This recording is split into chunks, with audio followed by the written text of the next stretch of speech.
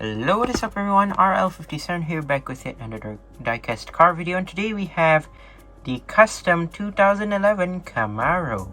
So number 4 out of 5 from Hot Wheels Art Cars and number 36 out of 250. Let's go ahead and open this up. By the way, this is from the B, and if I'm not mistaken, the C case as well. So here it is, the custom Camaro in this quite awesome livery. I quite like this design right here. Obviously, I do collect these type of designs. Like for example, I have the Ford Focus RS. You might remember that one with the white wheels. It's similar to this one. Yeah, this is basically in dark blue, and yeah, there's quite a lot of things, so let's check it out. It's kind of like this blueprint type of design right here. You have the white wheels, which kind of match the theme. It has chrome blue outlines right there on the rims, and yeah, you can see the side profile on the car itself. Actually, it's like the blueprint style of design right here. It says I. Obviously, this is an art car, so it has to have a letter of course, and it says I right there.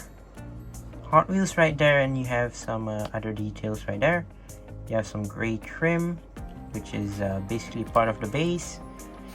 Moving on to the front, you do not have headlights, but you have a lot of things on the hood. So let's see here. You have the front of the Camaro, which is obviously cut in half the Camaro right here. The front side, of course. The eye right here, right over there. And then you have these like air intakes, I guess, in gray. And then I don't know what's this about. I think it's, hold on, the side. No, it's actually a part of the hood, I guess. Yeah, it's actually a part of the hood right here. It's obviously half of the hood over there. Here's the other side, and the other side shows the rear of the Camaro. Like just now on the right side, you have that part of the Camaro. This is the continuation of the Camaro, which is pretty interesting. Oh yeah, before I forgot to show the roof. There it is. What is that? Says T96575.